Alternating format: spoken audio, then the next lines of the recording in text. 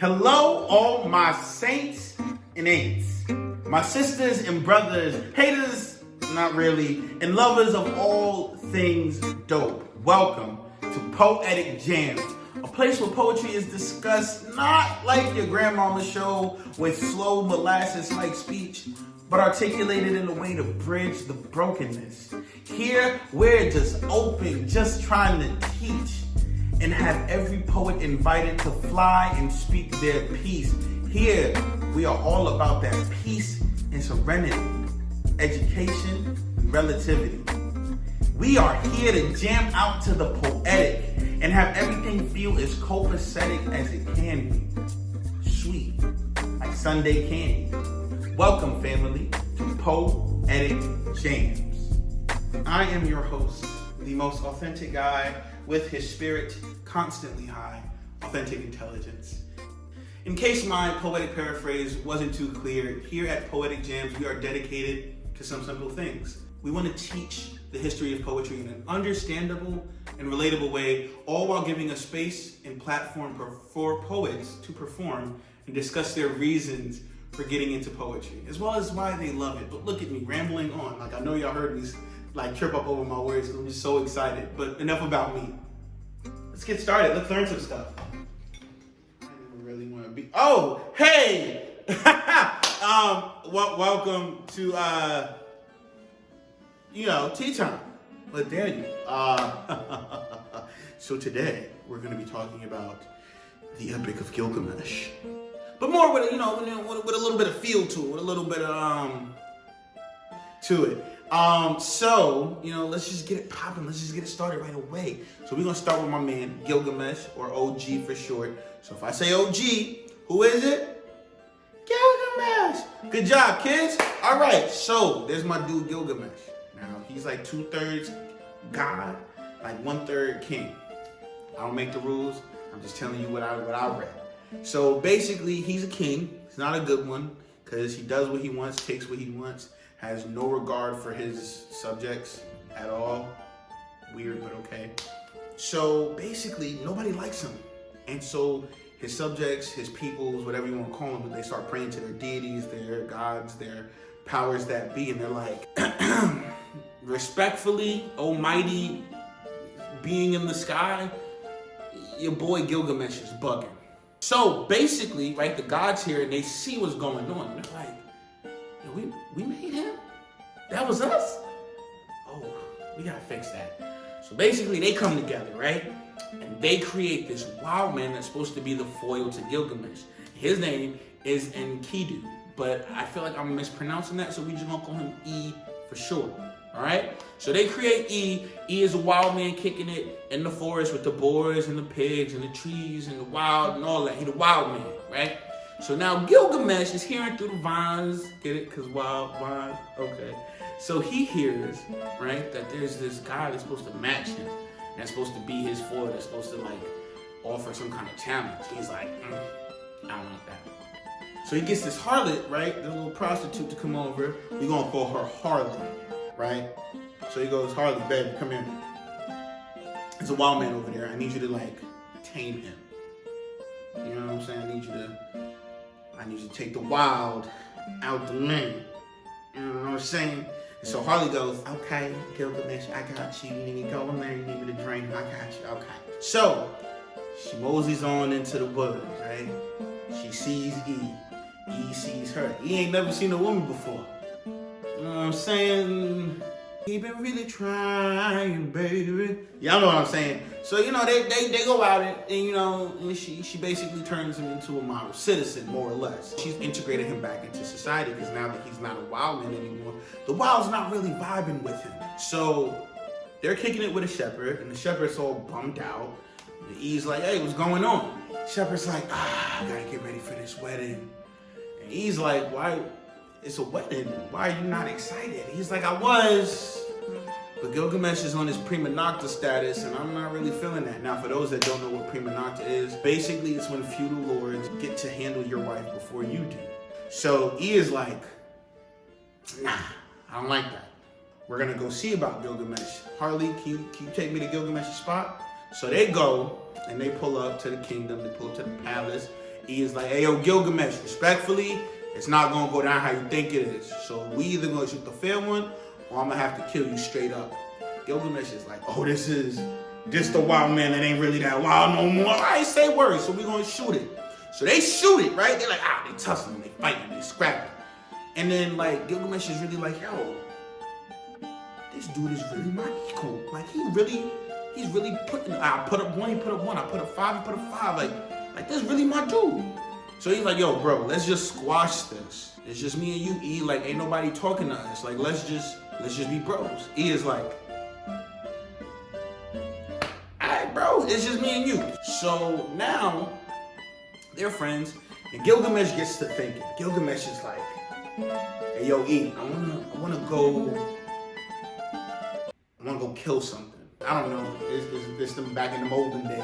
So E is like, alright, bro, who you trying to go see? He like, yo, I heard about this demon that be lurking in the woods, Humbaba, something like that. E is like, Gilgamesh, you know you my boy. I don't know about that. Ain't nobody made it back from seeing Humbaba, you know what I'm saying? But Gilgamesh is like, but E,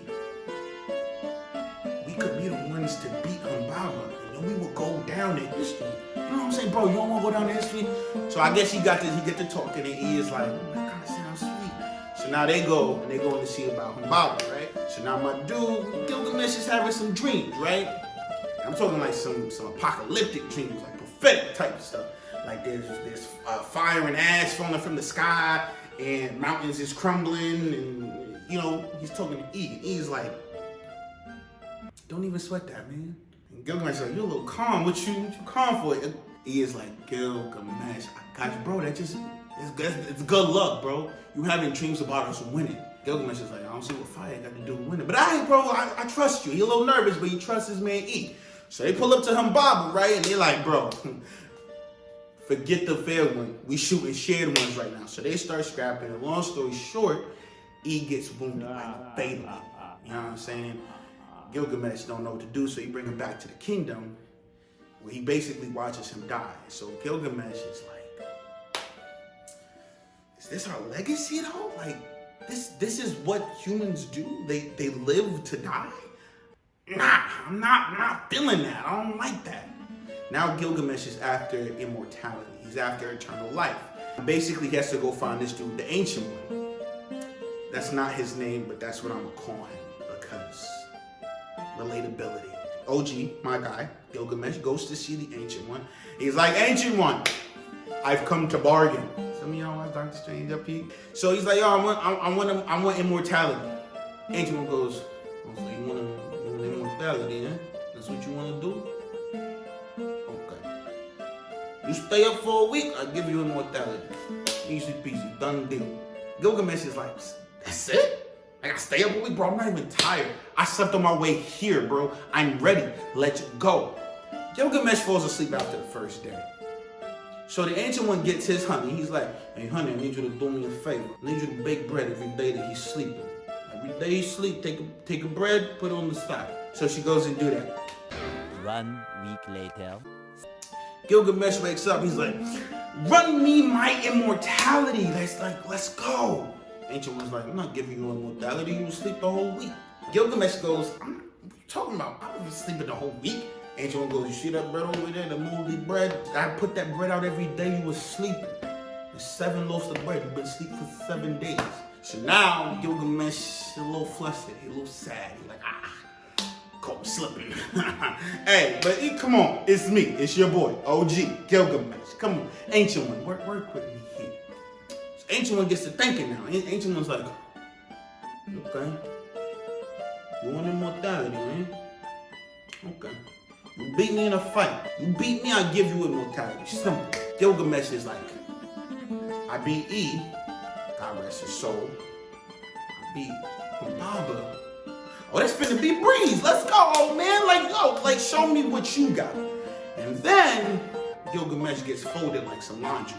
And so then the poem ends one of 2 ways. He either goes back to his kingdom, where he mourns the fact that he was not able to achieve immortality and dies, or he dies on his way back to the kingdom, not being overwhelmed with grief of not being able to be immortal and live an eternal life. But really think about it, part of him did become immortal because we continuously tell this story.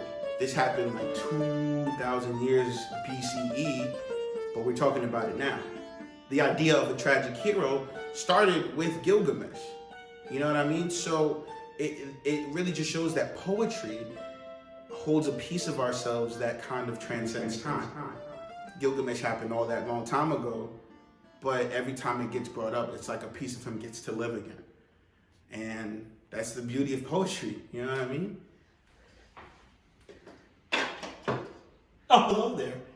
Well, I assume that you guys are pretty tired out by that story of Gilgamesh, which, I mean, hey, what are you gonna do? That's poetry for you. The first poem to be exact. No, but we are gonna get into some more poetry, if you guys don't mind. So I need you to welcome our first guest, Kayla B.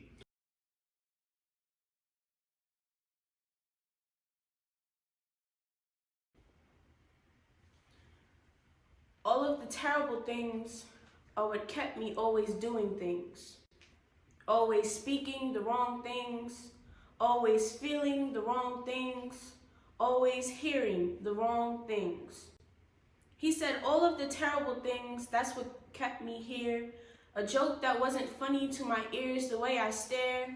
Using my eyes as a weapon you wouldn't want to bear, the way I spoke. Like knives thrown at perfect aim, no mishaps, no mid-air floats, just smooth sailing strokes. Knowing exactly where to hit home for all of the terrible things. Little did he know the terrible things are what kept me near. Locked up and conjoined to my reality, drugged up and misunderstood was my specialty.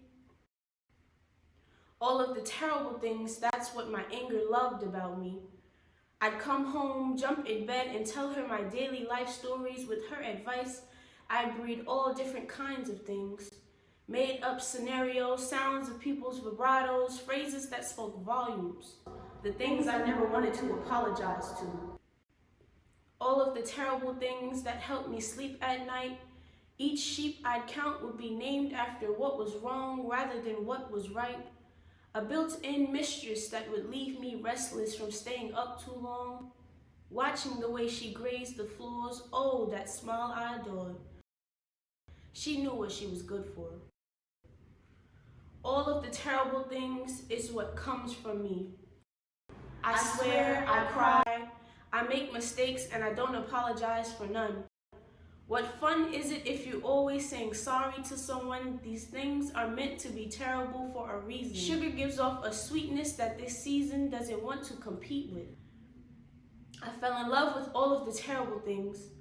I fell in love with the way it made my ears ring. How each sharp filled in perfect harmony, a chord that never equaled to three, but oh, how those things could sing. All of the things, all of the terrible things, are what made me go. Hide under houses never built as homes, sink into buildings with wet cement instead of stone, because I choose to not control. All the things that made me terrible, and choose to merge them into my bones. I'll always choose all of the terrible things, because what's me is what is home. Go for it. All the terrible things, like wow. Guys, I need y'all to give me a virtual welcome to Kayla B, one of the coldest poets that I personally have had the pleasure of meeting. Thank you so much for joining us. Thank you for dedicating your words and your time. Thank you for having me. For sure. So, first of all, we're just gonna get right into all the terrible things. Where were you when you crafted that piece?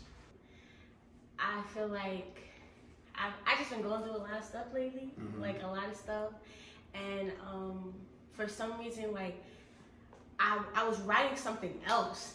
I was literally writing something else that said all of the terrible things. That was the title, and I remembered in that moment. I was like, oh, I gotta write a poem. Like I gotta write a poem, and I was like, all of the terrible things. I don't like that. I was like, I like that. I was like, I was just write a poem for that. I was like, because that's what I'm feeling right now, and I'm already like talking about it in a different way, so why not just write a poem and express myself even more? And that's literally what happened.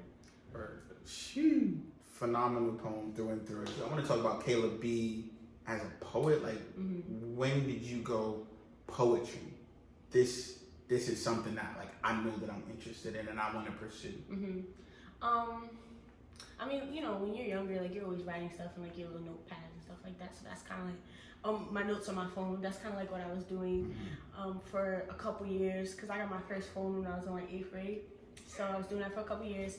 Then when I got to high school, I was in performing arts high school, and you gotta take electives, like you gotta have elective classes and stuff like that. So one of the elective classes was a poetry class.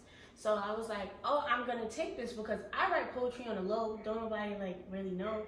And like this is completely out of my comfort zone when it comes to school, because I was doing vocal music and then I was just doing academics. Poetry was just like nowhere in the picture for that. So I was like, okay, let me do that. So I did that and I loved it. And I was like, nah, this is dope. So then every semester I would try to like take it again, like even though like I went through the whole thing, I would try to take it again, like because I just want to do it. So by my senior year of, not even my senior, by my junior year in high school, I knew I did not want to do vocal music. Like I knew I didn't. So when we started searching for colleges, I was like, I want to do poetry, or I want to write books. Like I want to create stories. Like that's what I wanted to do. So I started looking at colleges, and the only colleges I picked were the ones that had creative writing as a major.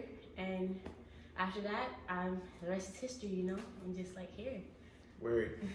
So for those that don't know, Kayla B and I went to the same college where we both majored in creative writing. I had the complete pleasure of working with her in a poetic sense, and as well as a classroom setting. We took our senior thesis class together, where we had to craft a body of work. And so now I know that you recently published a book of poetry, the name of which is below. Cool. So my question is, at what point were you considering taking your poetry and putting it into the atmosphere as a physical work? Okay, so COVID hit last March, and it was kind of like a Debbie Downer for me. Can't go back to school. I'm stuck in the house. Like, I still need things to do. And I was working on, you know, the thesis class, because that's what it was, completing a body of work, basically. So I was like, let me just finish it. Like, I was like, let me publish this. Like, this is the perfect time to publish it. I wasn't doing anything. I was stressed because of school. I'm trying to graduate in May. And it's just like, remote learning was just not it for me. I had a terrible experience. So I was like, let me do something that I'ma love. Like, I didn't just go these past couple months creating this body of work not to publish it. Like, I'm gonna publish it. I don't even care like who buys it. I really don't. Like, I want it to just be out there. Like, I thought so much of the concept. I thought so much of just putting everything together, and I was like, I'm not wasting all of that for nothing. Like, no. So, you know, I got to publish it last June, and I've just been happy ever since. And it's fire.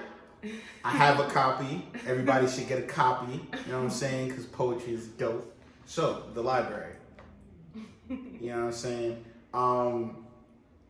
What was your goal in the creation of it, in the sense of like, what did you feel like the audience was going to take away? What did you hope that the audience took away? Was there like a sequential nature to it? Was there was it just vibes, like open to any page and get a word out of it? Like, what was your intent in creating it? So let me start by saying the concept of the library came from, I'm a big fan of Frank Ocean, like a very big fan. That's my #1 artist. Like, he saved me through a lot. Still to this day saves me through a lot. So he has a song called Dust off of like his old stuff, like Nostalgia Ultra. So it's called Dust, and in the song Dust, he says a line that's like, who's that talking in my library? Like, who? And then he keeps saying that, like, each verse, like, who's that in my library? Like, who's that speaking in my library? Who's that walking in my library? Like, stuff like that. Or like, and then he's just talking about like tearing pages out of the book and stop writing and stuff like that. So I felt that song so much, because there'd be points where it's like, like I'm so stuck in my head that I don't even want to write. Like I don't want to write. Like I feel like people are just throwing my vibes off, and I need to just like get back in tune with myself. So that's how I was feeling off of the song. So the song made me think about how like that's kind of like how my mind is. Like my mind is like a library, therefore it has like different sections and different chapters and different books and all different types of stuff in it. And it's so like, because you know how libraries can be so organized, but at the same time you feel like you can't find nothing unless you got somebody guiding you. Right. Like that's how I felt about my mind. Like you're never gonna understand me unless you listen to me. Like real shit. That's why like if when you open the book it'll say like section 1, so that's like a section, and it'll be like, oh, this section is like love, section 2 is denial, section 3 is like revelations, because it's like I'm walking you through my mind, and I'm walking you through, and in each poem you're getting a little taste of me. Like so each poem is kind of like a different book, so to speak. It's a different book within each section. And that's why each poem, like even if you go into like love, even if you go into denial, even if you go into revelation, each poem is not going to be like the next poem. It's not. It's going to be, it might talk about like the same concept of what the section is in, but it's not going to be the exact same thing, because I have different experiences that I've lived, or I felt different feelings and stuff like that. So that was my whole concept of what the library was. A word. Libraries are our mindscapes. That's so insightful. That's deep. Yeah. Take that seed, y'all. Bury it deep. Water it and nurture it. And if you have an offering, we're going to talk about that later. So you got your mama's chicken soup, right? And you got your auntie's chicken soup. Same dish, same ingredients, but they don't taste the same, because they put their little whatever in it. They let the ancestors talk to them in their own way. So you making Kayla's chicken poetry soup. What techniques, methods, devices do you use in your poetry that you feel is a Kayla B production? Like, what does Kayla B's poetry look like? Ooh, that's a toughie. Because now I gotta analyze our own shit. Oh my gosh.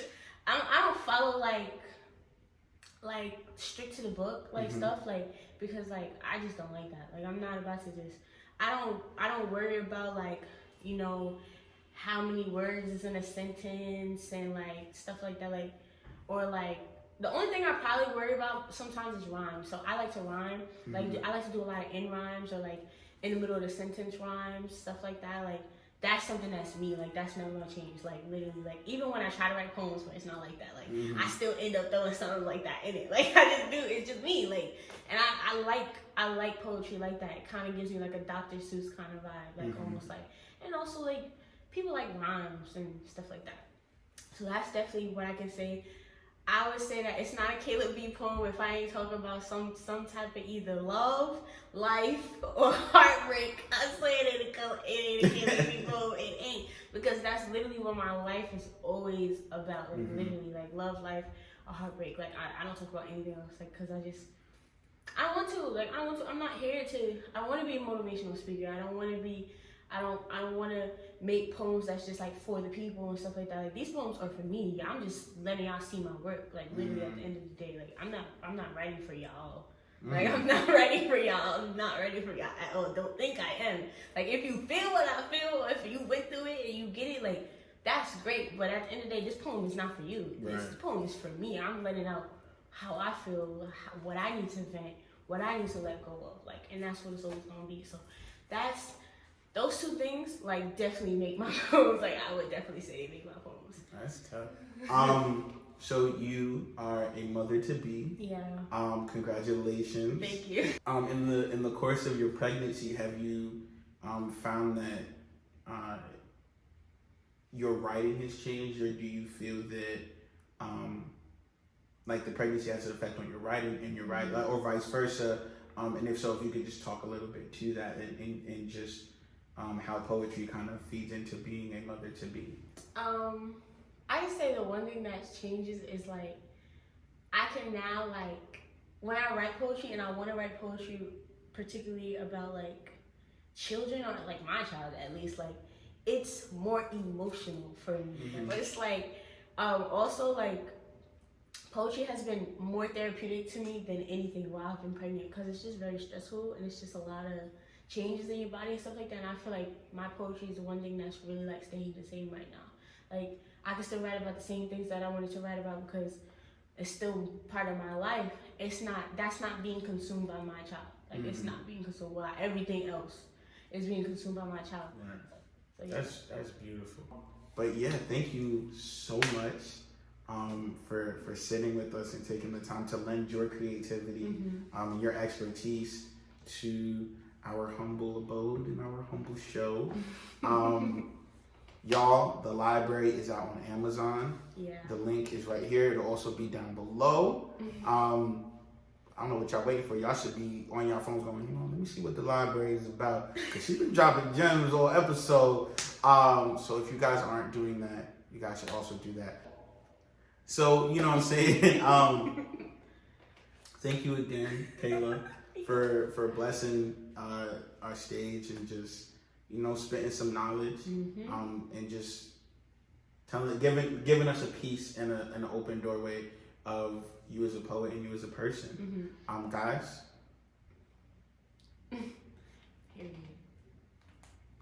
I feel like y'all know what that means, and if y'all don't, I'll let AI get to it when we get to the outro. But yeah. People, we have reached the end of our first episode, our pilot episode. I know you guys aren't here with me, but I need you guys to give us a virtual round of applause just because it feels so good to have accomplished something. Thank you, Kayla B, for being our pilot interviewee. Thank you for just sharing yourself with us. It means the world. There is a link in the description below of all things Poetic Jams. We also have links for Authentic Intelligence and Authentic merch. We have links for Highly and Humbly and the merchandise that they do. Support in any way that you can, just with a view, with a laugh, with a like, with a comment, with a share. And we appreciate it so much because all Poetic Jams is putting people on to poetry and putting poets on to people. And you guys help us do that. Until next time, this is Authentic Intelligence signing out, letting you guys know to stay safe, stay beautiful, and stay authentic.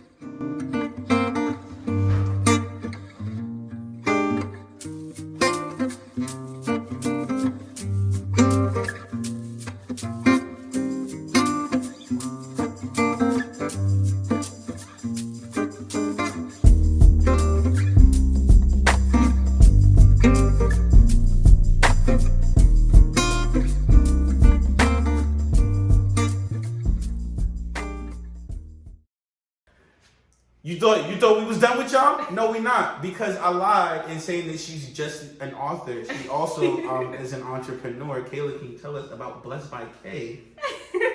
Yeah. So Blessed by K is my hair care business, and I make homemade hair growth oils, all organic. I make them at home, in my bedroom, cook them with myself.